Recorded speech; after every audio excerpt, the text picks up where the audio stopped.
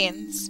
I guess I should say up front that I'm new here, so be patient with me, as I don't know all the rules or etiquette or whatnot. A friend of mine linked me to this board after I told him the story and showed him the materials I'm about to share with you. He thinks some of you will appreciate it, but to be honest, from where I'm sitting, the site seems more like a haven for idiots than a serious paranormal image board. Whatever. I'm motivated to share this stuff and need to do so anonymously, for reasons which will become clear. Technically, I'll be breaking the law, but if I understand how this place works, this thread will disappear in a day or so anyway. Here's the deal. I'm a production editor at a small independent publisher in the US. I won't say which or where, so don't ask, as I'd like to keep my job. The pay isn't that great, but it's an easy gig, and I like the people I work with, a lot of which we publish are what you'd call coffee table books. The kind of people flip through when they're bored, but almost nobody ever reads them cover to cover. Bland pictorial histories of certain cities or states that sell well in regional gift shops. The occasional book of maps or a biography. A few museums outsource their gallery catalogs to us. That kind of thing. The work is boring, but it's steady, and we get enough jobs and our books make enough money to stay afloat, which is a lot more than most small presses can say these days. Because we've been around a while, our name is somewhat known to history buffs and people who think they're an expert on such and such town in nowhere, Idaho, or some esoteric topic nobody really cares about. We get a lot of unsolicited manuscripts from people that really shouldn't be writing books, and unsolicited CDs full of photographs from people that shouldn't be taking pictures. Because we're small and don't have a separate acquisitions editor position, the job of going through the slush pile gets passed around the office. Very rarely, somebody will find something worth pursuing and pitch it to the rest of us, but our senior editor/publisher gets the final say. For the last 9 months, I've been working more or less nonstop on a book that everybody at the office was pretty excited about. Our copy editor found it during his turn with the pile. An old guy I won't name had contacted us out of the blue and offered us the chance to publish his rare archival photo collection, provided we treat the subject matter with the respect and seriousness he felt it deserved. To use his term, and what was going to be the book's title, the photos were all anomalies. That is to say, they depicted something out of the ordinary or otherwise inexplicable, something that usually had an equally interesting story to go along with it. Most of them were from the first half of the 20th century. Like I said, it's not the kind of thing we normally publish, but the few samples the guy sent in with his pitch letter were pretty compelling, and once we had seen the rest of them, heard a few of the stories, and realized that none of these pictures were widely known, we knew we had something that would get people's attention. The format was going to be simple and classy, with a lot of white space and breathing room. Each photo would appear as a high-quality print on the right-hand page, followed by a blank left-hand page, and then a couple paragraphs to caption each photo on the following right-hand page. From the beginning, the guy was a nightmare to work with, and the job took forever, because he refused to send in more than one document at a time. He would send me certified mail, I would get it, scan it, and mail it back certified, and only then would he send the next one. He seemed to think he had an extremely valuable collection and was hugely paranoid about losing it, so he only risked one item at a time. In the end, we spent so much money on mailing costs that it would have been cheaper to fly me to where the old guy lived with a scanner and a laptop. We were maybe a third of the way through the production process when the fucking guy pulled the rug out from under us. Somebody had offered him a large sum of money for the photos, way more than we were offering for the book rights, on the condition that the book get shit-canned and the photos stay out of the public eye. We demanded he come in for a face-to-face and try to reason with him, and cater to his pride and desire for scholarly acclaim. And for a few days it seemed like it had worked. But when he got back home, he flip-flopped again and started cursing out me and my senior editor on the phone demanded me shelve the book. He hired a lawyer who came up with some BS to void his contract, and then he threatened us with a lawsuit that would bankrupt us if we went ahead with the project and lost. To add insult to injury, the law firm sent his annoying little IT guy to our office to make sure the materials were wiped from our computers. Because the vast majority of it existed on my machine, and I had spent literally months of my life on this project, I felt, and still feel, the most violated and bitter about the whole thing. Somebody should benefit from all that work. Hence my reasons for coming here. Unfortunately, I don't have the high-resolution scans I made of the photos. But I did keep working drafts of the original captions and 14 medium-res placeholder thumbnails that Quirk created as I was laying out the original version of the book. Don't ask me why we're still using Quirk. It's what we know and what we paid for a long time ago. I'm not supposed to, but I occasionally take home the working Quirk files to tweak on my home machine. The full file, with the full res images embedded, gets way too large and unwieldy to bring home with me. Most of the time I'm just experimenting with fonts and layouts options anyway, so I don't embed the images until the end. Anyway, after all this shit went down, I discovered that I had a working file on my home machine of what we had done so far, so I printed it to .pdf and then stripped the text and images from that .pdf file. You folks will be beneficiaries of that. Just to be clear, I don't claim anything with regards to the veracity and provenance of these photos. I'm not here to convince you they're real. I'm just putting them out there because I think they deserve to be seen and not hidden in some rich prick's private collection. The Collinwood Fire. This is the last known photo taken inside the Lakeview School in Collinwood, Ohio, before it was consumed by fire on March 4, 1908, killing 172 students, 2 teachers, and 1 rescuer. The fire started when a ceiling joist ignited from a nearby steam pipe. Flames blocked escape routes, leading to panic and a stampede that trapped a large number of victims in a stairwell, where they were cooked alive. Additional casualties were incurred when burning students jumped from 2nd and 3rd story windows. Everyone in this photo perished except for Mr. Olsen, seated at the far right in the back row. The spectral artifacts in the photo remain unexplained.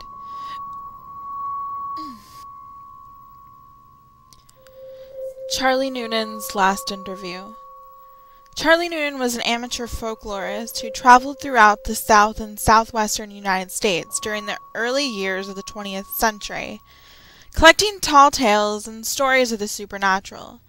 According to his wife Ellie, Charlie was told a story one day by an Oklahoma farmer about a strange woman who lived alone on an isolated property in the Panhandle. The farmer claimed the woman was not a woman at all, but something else.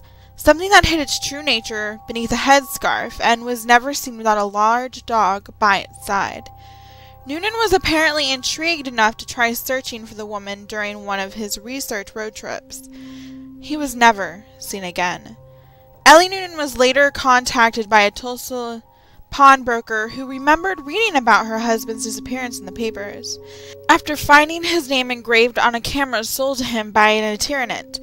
The pawnbroker returned the camera, and Mrs. Noonan had the film inside developed in hopes of finding a clue to the whereabouts of her husband.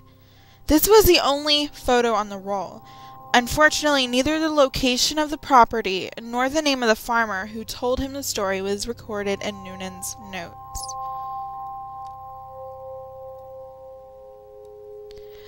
The death of John Olstead.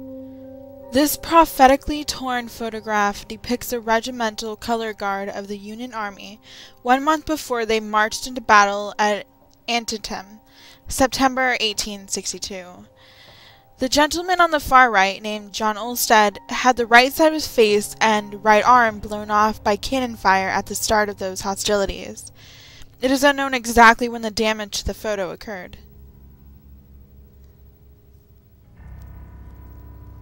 The Axeman of New Orleans. Edouard Martel was an unsuccessful French photographer and inventor who traveled throughout the U.S. during the first 2 decades of the 20th century, trying to drum up interest and investors for a device that added timer and automatic exposure features to Kodak's popular line of folding brownie cameras. During his travels, he took thousands of automated photos to test and refine his invention.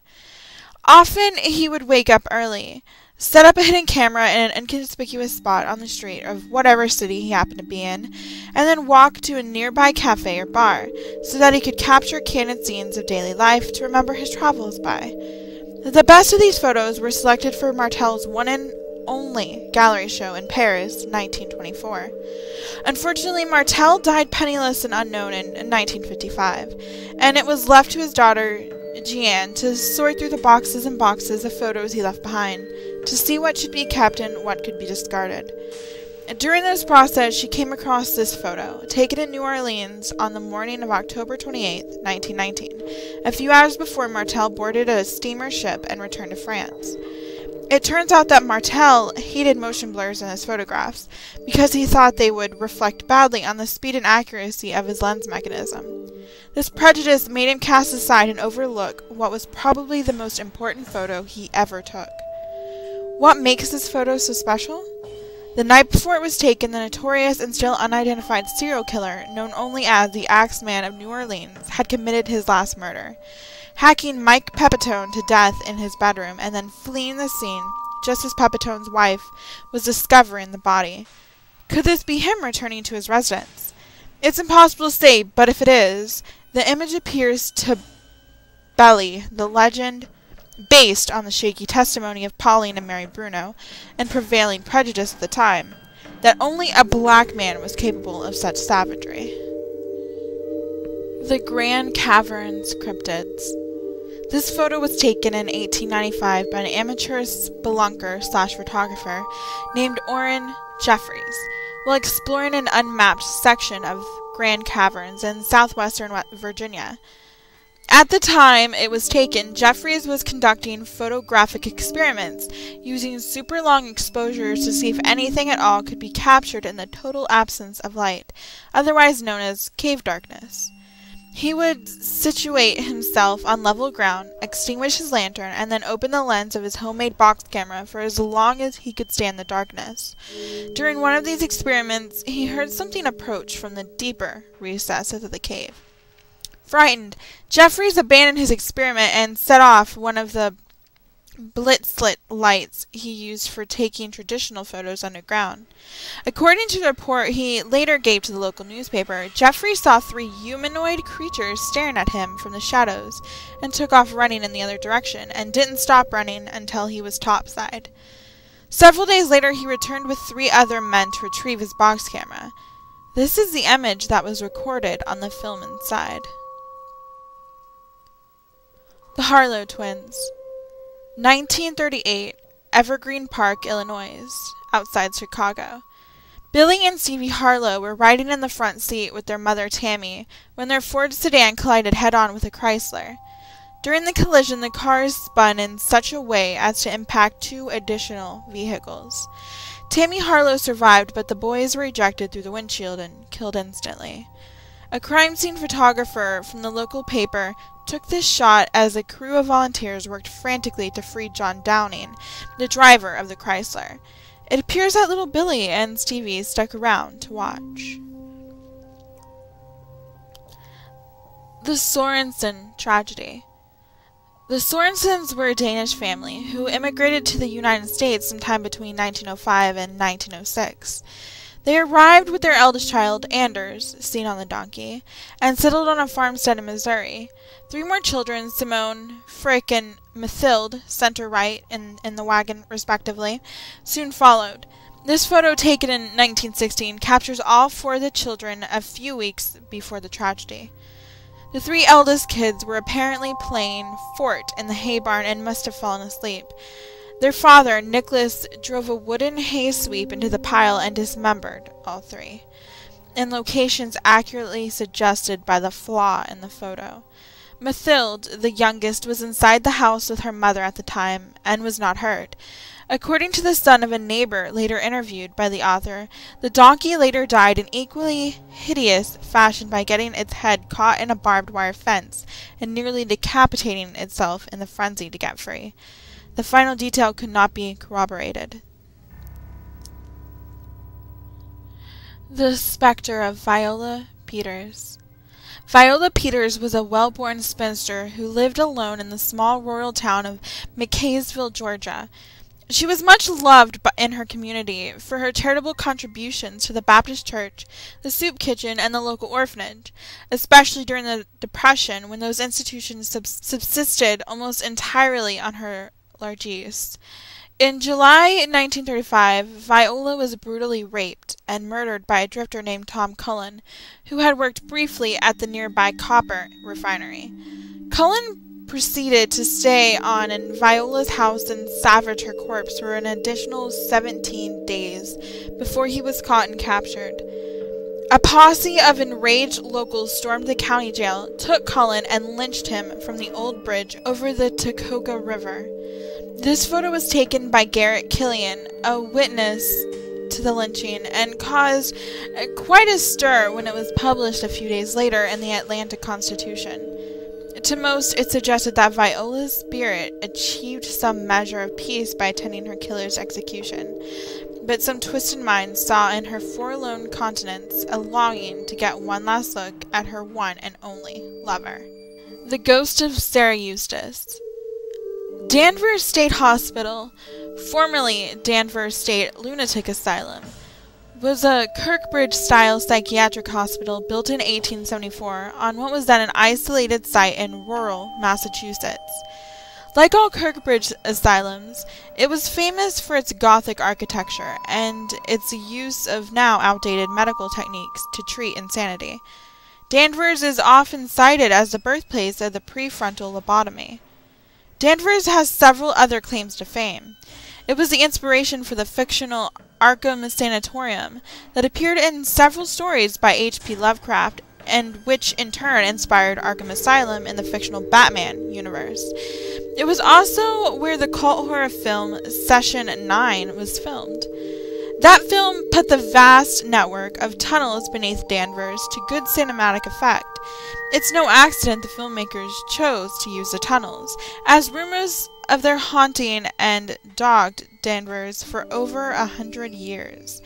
The most famous story concerns Sara Eustace, a patient who escaped her ward in 1955 and snuck into the tunnel system.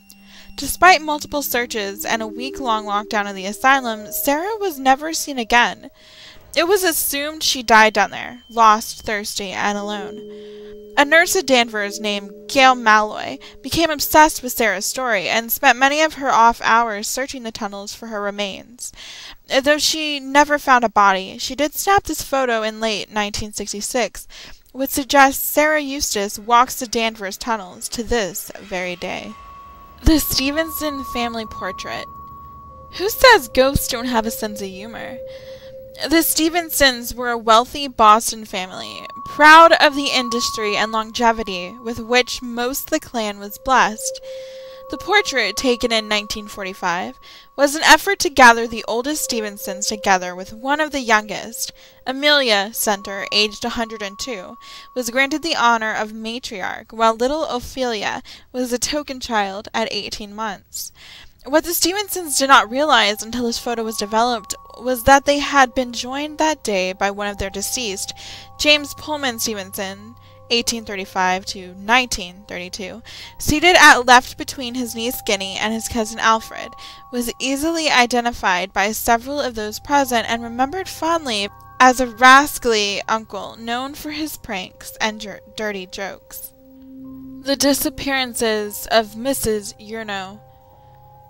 During her later years, Josephine Yurno would take a walk every evening at dusk around her beloved neighborhood in Norwich, Connecticut. On November 12, 1935, she set out as usual and never returned. Extensive searches were conducted by a large team of volunteers and the Norwich police force, but no sign of her was ever found.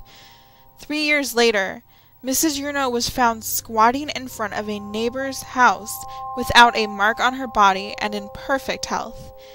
When asked where she had been, Mrs. Yurno was unable to understand the question. From her point of view, no time had passed at all. Against the advice of her neighbors and her doctor, she refused all medical treatment and resumed her life as if nothing had ever happened, including her nightly strolls on the beach. Another neighbor snapped this shot of her in the fall of 1938. Clouds of smoke from piles of burning leaves give it an appropriately eerie feel. On the same date in November 1940, 5 years after her initial disappearance, Mrs. Yurno vanished again. This time, she was never seen again. The fate of Sally York. The 1912 threshing of little Sally York, aged 9, in the cotton loom of the Norfolk textile mill was one of a handful of such accidents that helped legislators push through the Keating-Owning Act of 1916, the first child labor law in American history. From the time of the accident until the mill's closing 4 decades later, workers constantly complained of cold spots, strange noises, and sudden taps on the shoulder when nobody was near. The mill's foreman never paid these complaints any mind until this photograph surfaced in 1932. It was taken by a traveling photographer named Benny Johnson, who promptly sold it to the Norfolk Gazette for an unprecedented $10. The mill had shut down for the Christmas holidays and was empty at the time. The photo was later blamed for the closing of the mill, though the Great Depression was the more likely cause of that. Lilly Palmer's eyes. Lilly Palmer was not quite 4 when she experienced what her doctors would later call an acute onset of sensory hallucinations. This photo, taken by Lilly's mother, Annette, on Halloween night, 1952, purportedly captures the arrival of her disorder. Lilly and her Filipino nanny were setting out for a round of trick-or-treating when the child suddenly screamed and began to claw at her eyes. It was some time before she was calm enough to speak, but when asked what she saw, Lilly repeatedly spoke about things crawling in her eyes. Several days later, while unsupervised in her bedroom, Lilly punctured both of her eyes with one of her mother's knitting needles. After receiving medical treatment, she was evaluated and committed and remained institutionalized for the rest of her life. First at Bellevue on the east side of Manhattan, and later at the Rockland Psychiatric Center in Orangeburg, where she remained until she died of a heart attack in March 2001. A call to one of her former caregivers at Rockland confirmed that Lilly's episodes were most traumatic on and around Halloween night, but for the majority of her life she could be heard begging and pleading with the staff to help her get these things out of her eyes. The Trinity Deception. This is one of several famous photographs taken of the first ever nuclear detonation, conducted by the U.S. Army on July 16, 1945 in the White Sands Proving Ground, located in Jornada del Muerto Desert, about 35 miles southeast of Socorro, New Mexico. The setting off of this implosion-designed plutonium device, the same method used in the Fat Man device dropped on Nagasaki, ushered in the atomic age and the eventual arms race between the United States and Russia. Only a handful of people were aware that this photo was cropped before it was ever released to the public, and they are all now dead. One of them was the original photographer, who gave the author a copy of the original on the condition that it be kept out of the public eye until such a time that the citizens of the world could handle the ramifications of what it depicts. The author remains uncertain whether this criteria has been met, but given that he likely owns the last extant copy, he has decided his responsibility rests with the truth.